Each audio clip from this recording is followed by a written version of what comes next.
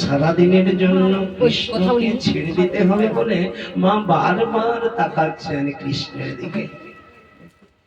যেমন ভাবে সন্তান যখন স্কুলে যায় তখন তার মা সব সময় তাকে কি করে সুন্দর করে সাজিয়ে দিয়ে ভালো মন্দ একটু খাওয়ানো, খাইয়ে দিয়ে শুধু তার মুখের দিকে তাকিয়েছে, মুখের দিকে তাকিয়ে। কেন গো?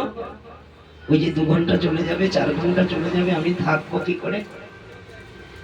যশোমতী মা এমনি করে আমার গোপালকে সাজিয়ে দিয়ে শুধু কৃষ্ণের দিকে তাকিয়ে আছেন। কৃষ্ণ রে,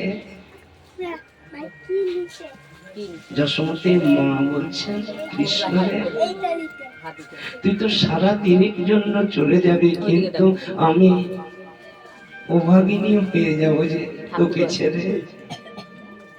শাস্ত্রকার বলেছেন এই কলিযুগে কৃষ্ণ নাম না হলে ভালো, কিন্তু আমাদের পুত্র আমাদের ঘর বাড়িটা ঠিক থাকে যেন। যশোমতী মা কৃষ্ণকে ছাড়া অন্য কিছু চিন্তা করতেই পারে না। কলিযুগের মানুষ আমরা কৃষ্ণ চিন্তা দূরে থাকুক, কিন্তু সংসার সুখে থাকুক। রাধে রাধে। শুধু গোবিন্দের কাছে বলছি, হে গোবিন্দ, আমার সংসারটা যেন ভালো থাকে, আমার সংসারে যেন সুখ হয়, অর্থ হয়, বিষয় হয়। একবারও বলছে না কে প্রভু তুমি এই কৃপা করো, যতদিন বাঁচবো যেন তোমার চরণে যেন ভক্তি শ্রদ্ধা থাকে, তুমি কৃপা করো বলে ভাবনা করবেন না? আজকে সবাই যখন আনন্দ করতে করতে যমুনার কূলে পৌঁছেছেন, শাস্ত্রকার বলছেন আগে চলছেন গাভীবৎসগণ, মধ্যিখানে চলছেন শ্রীরাম আদি সখা বৃন্দ, পেছনে চলছেন আমার কৃষ্ণ বলরাম, পাহারা দিতে দিতে নিয়ে যাচ্ছেন। এই জগতে ভক্তবৃন্দকে পাহারা দেয় কে গো? না বলছেন কৃষ্ণ চিন্তা করে যে, কৃষ্ণ ভাবনা ভাবে যে কৃষ্ণ তিনি সবাইকে পাহারা দেয়। রাধে রাধে। ওই যে বলছে না, প্রতীপ জনারে আসিতে না দেব, রাখিব গড়ের পারে। ভগবান শ্রী গোবিন্দ ভক্তকে যেমন পাহারা দেয়, তদ্রূপ ভাবে ভক্ত কৃষ্ণকে পাহারা দেয়, গোবিন্দকে পাহারা দেয়। আমরা সেই নাম রূপ গোবিন্দকে পাহারা দিয়ে রেখেছি তো। রাধে রাধে।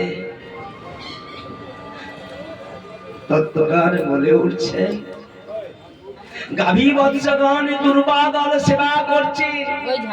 এই দুর্বাদল সেবা করতে করতে বারবার ওই সামনের দিকে তাকাচ্ছে। কেন জানো?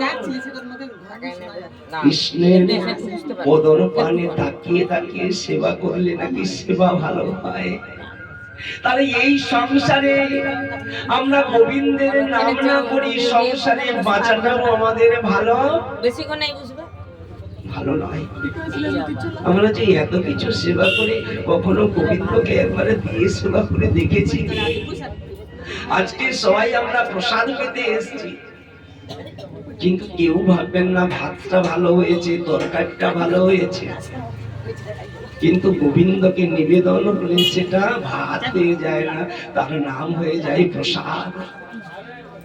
মহাপ্রসাদ এই গোবিন্দে নাম ব্রাহ্মণ বৈষ্ণবে স্বল্প পুণ্য বোতাং রাজন বিশ্বাস রইব যায়। প্রসাদ প্রসাদ সবাই কহয়, প্রসাদ সহজ নয়, ভাবিয়া গুনিয়া প্রসাদ পাইলে ব্রজধাম প্রাপ্তি হয়। তাই এই প্রসাদ পেলে আমাদের ব্রজে যেতে হয়। চলে যাবে প্রসাদ পেলে। প্রসাদকে প্রসাদ জ্ঞান করতে হয়, যদি সেটা ভুলে যাই আমরা।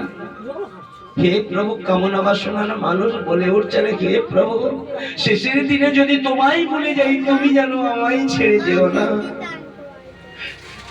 তুমি ভুলিয়ে দিও গো। আজকে সেই আমার গোবৎসগণ কৃষ্ণের দিকে তাকিয়ে তাকিয়ে সেবা করছেন, দর্শন করতে করতে সেবা করছেন, সেবা ভালো হয়। ওই জন্য মহাপ্রসাদ সেবা করতে করতে একটু হরিধ্বনি দেওয়া হয়। গোবিন্দের নাম যতই করবেন ততই ভালো সেবা হয়ে যায়। তাই এখানে শ্রীদাম সুদাম দাম বসুদাম মধুমঙ্গল নয়নে জলে বুবু ভাসিয়ে কাঁদতে কাঁদতে আমার কৃষ্ণ গোপালকে বলে উঠছেন, কৃষ্ণ রে, আমাদের খুব ক্ষুধা লেগেছে, আমরা আর চলতে পারছি না, ক্ষুধার জ্বালা নিবারণ করব কি করে? বল না কি করে ক্ষুধা নিবারণ হয়? এই কলিযুগের মানুষের এই আরতি হওয়া উচিত। হে প্রভু কৃপাময়, আমাদের এই ক্ষুধা নিবৃত্তি হবে কি করে তুমি বলে দাও। আমরা তো ভাত মুড়ি ডাল চচ্চড়ি এত সেবা করি, আমাদের ক্ষুধা নিবৃত্ত হয় তো? এই জগতে কিসের ক্ষুধা জানো? যদি কেউ কৃষ্ণ নামের ক্ষুধা যদি কারো থাকতো, সেটাই হলো বড় ক্ষুধা। আর ওই ক্ষুধা যদি কেউ নিবৃত্তি করতে পারে, তার জীবনে আর মাগো দুঃখ বলে থাকবে না গো। সুখেরও লাগিয়া এই ঘর বাঁধিনু, অনলে পুড়িয়া গেল অমিয় সাগরে স্নান করিতে, সকলই গরল হইল। এই জগতে সুখ কাকে বলে গো? না, বলছি গোবিন্দকে পেয়ে গেলে সুখ। আচ্ছা সত্যি কি তাই? গোবিন্দকে পেয়ে গেলে সুখ? বলছি নামের মধ্যে নামই আছে, নাম করলেই সুখ। কেন এই জগতে অর্থ বিষয় বৈভব ঘর বাড়ি থাকলে তবেই তো সুখ সবাই বলে, যার টাকা আছে তাকে বলে সুখ বলে, কিন্তু এখানে বৈষ্ণব শাস্ত্র বলছে তাকে সুখ বলে না। তার মধ্যে মাগো অহংকার জন্মে যায়। সুখ যদি পেতে হয় গোবিন্দের নাম করো, তবেই সুখ। রাধে রাধে। সেই সংসারটাই হচ্ছে সুখময় সংসার। গোবিন্দের সংসার করো, ছাড়ি অনাচার। এই অনাচার ত্যাগ করে গোবিন্দের সংসার করো, দেখবে সুখ আছে। যার অর্থ নেই, বিষয় নেই, বৈভব নেই, তবুও সুখ আছে। তাই আমার পদ